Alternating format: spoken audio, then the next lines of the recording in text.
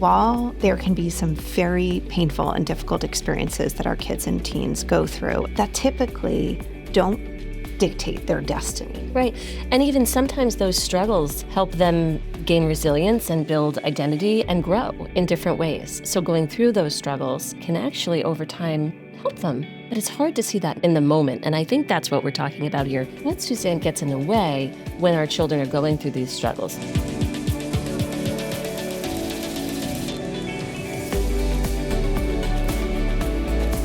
Welcome back to the Parenting Pair Podcast. I'm Dr. Annalise Caron. And I'm Dr. Suzanne Allen.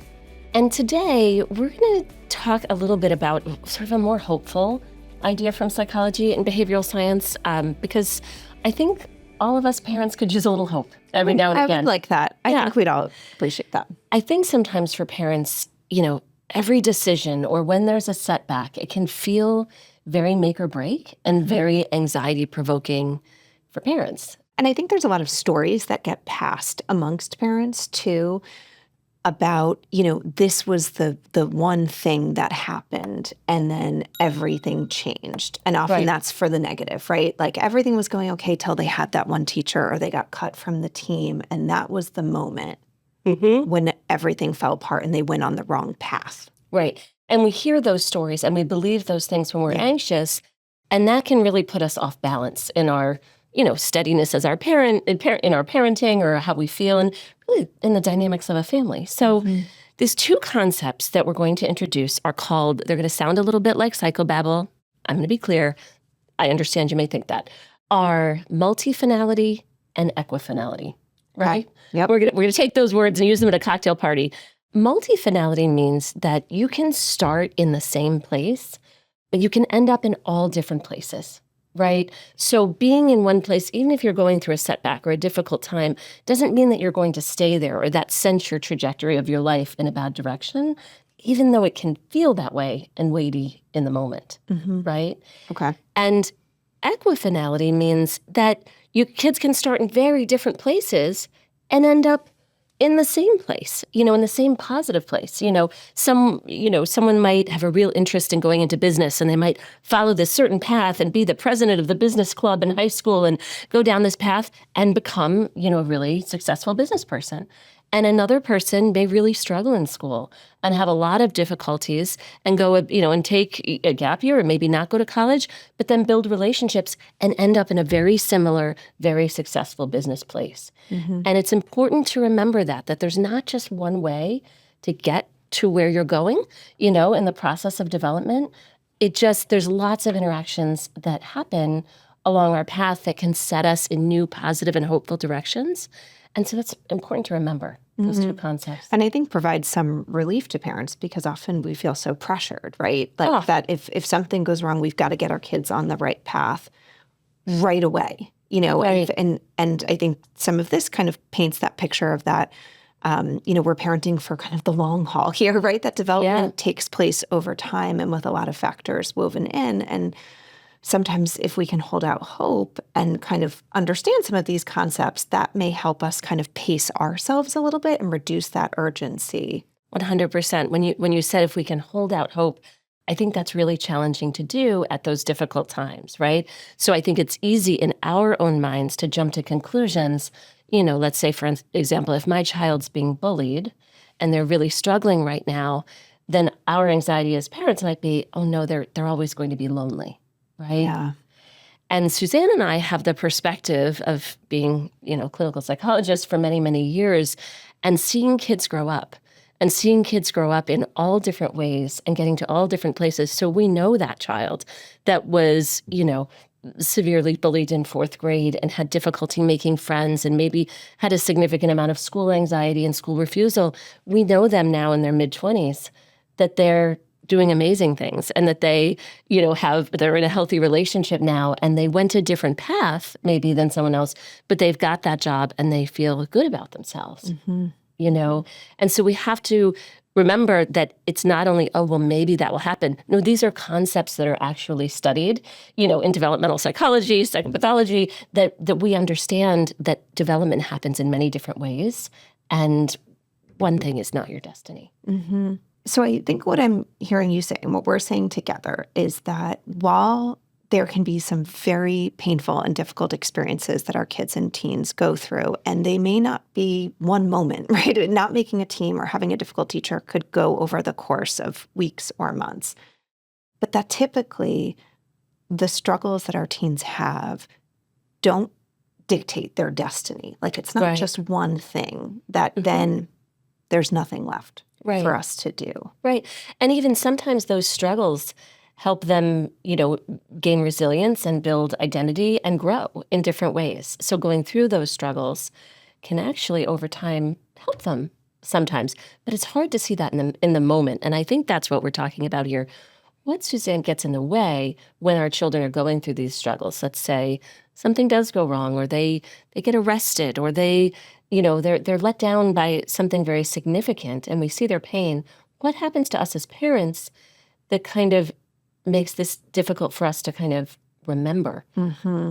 And we'll link in the show notes a previous episode on thinking traps, because I think that brings us back to watching our kids struggle, right? Very naturally automatically triggers some traps. And one of them can be catastrophizing, right? This thing happened. Oh no, now they're on the wrong path. Right. And when we start catastrophizing, of course, then we want to intervene or do something very urgent to try to get them on what we think is the right path. And that comes from a very good place, right? In an effort to love and help our children. But it also forgets the fact that there are multiple influences on development. And we, the parents, don't control it. They are complex individuals who are growing in many different ways with us as adults guiding them, but with many other adults guiding them in their lives as well. And so holding on to that. Or keeping in mind those questions we can ask ourselves. What is my role here? What is my goal? Mm-hmm. And we've discussed this before. When our kids are hurting, when they are struggling, what is my role? What do they need from me? And what's my goal? Is my goal to change this situation? Or is this a moment where they need me to support them and help them through this situation? And those aren't easy questions to answer. That's another whole podcast, to be clear. But in order to do that, I think it comes back to being a calm and steady presence and trying not to predict the worst from one incident or one period of time. And sometimes those periods of time of struggle for our teens can go on for a really long time.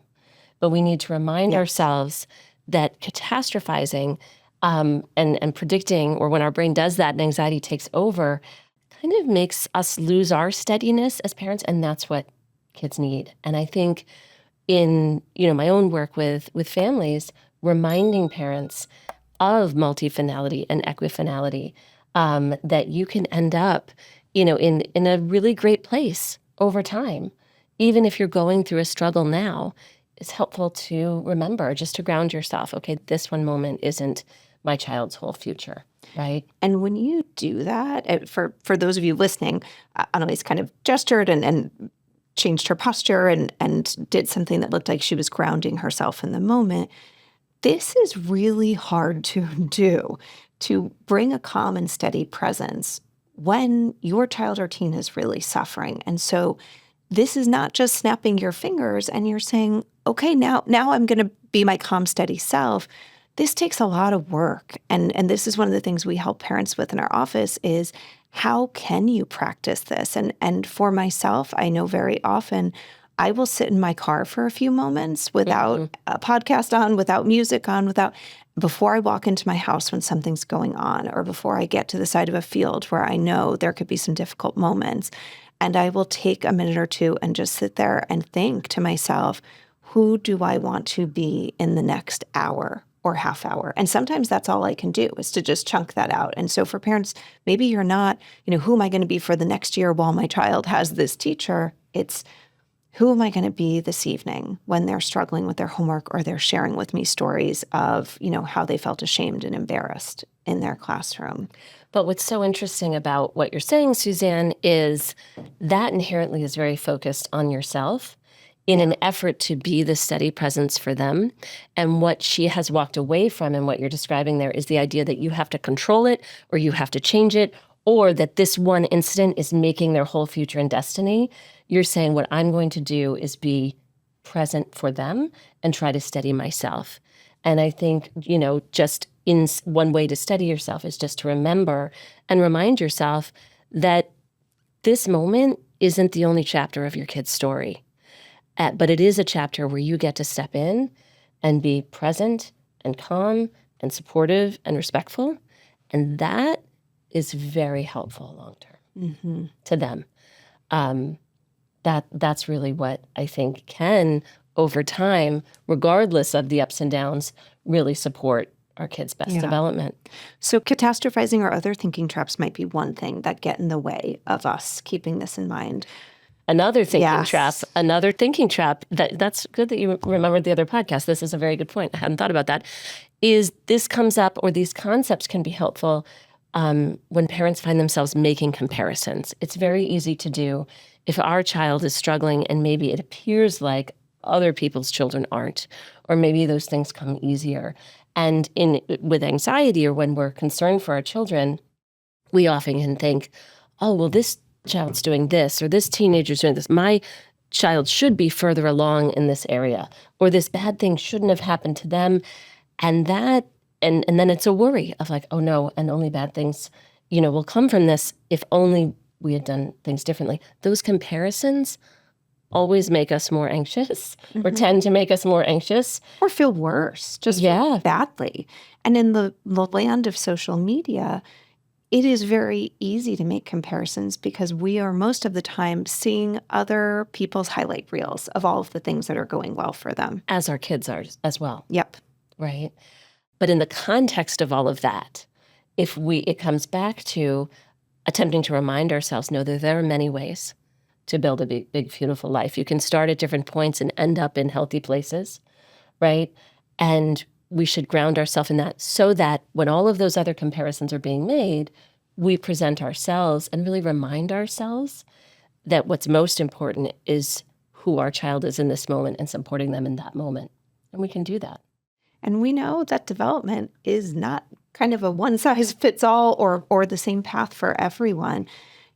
We each develop on our own timeline and in a variety of different ways. And that can happen in, big bursts or little spurts. And sometimes development goes forward and then goes backward again. And when we can remember that our child or teen is on their own timeline and showing up to meet them where they are, that will help them be more accepting of the timeline that they're on and help us join with them in that. And I just can say, from years of being a psychologist, I can think of many, many teenagers who have gone through periods of time, sometimes it's years, that are really difficult, or where things don't appear or feel like they're improving.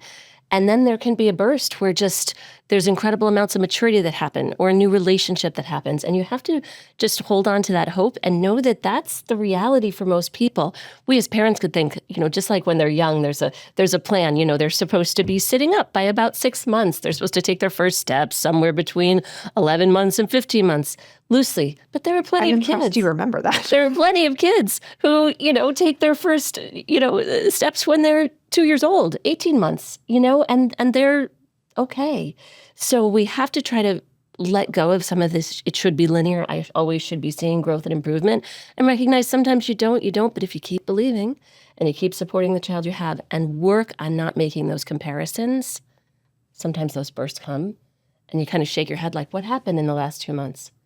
I love to visualize things. I would recommend to parents, if there is someone that you know in your own life that maybe even as an adult now that really struggled and has come to a very different healthy place, calling that person to mind and sometimes reminding yourself of them. If you don't know someone personally, go online and find someone, because there's many people. We love those stories too of people who've really struggled and have come out on the other side. So calling that person to mind and reminding yourself, like, this is just one chapter in their story, and thinking about that person that has kind of made it through can help you keep this concept in mind. I kind of like that for our What Now this week, Suzanne. Done. We did it. Nailed it. See you guys later. Yeah, it's been nice chatting. No, I think when you hit that bump in the road, when you hit that tough moment, or when your teenager is struggling, If you can bring that person that you know that struggled and got through to mind, pause, take that moment in the car like Suzanne spoke about, and take that breath, ground yourself in the possibility that multifinality and equifinality brings for you and your child. This moment isn't the whole story. There are many ways to get to where you want to be, and you can't control all of the interactions or all the things that happen to them, but you can work on grounding yourself to support them to become who they'll be. And that being that supportive adult matters. Yeah. So thank you, everyone, for joining us today.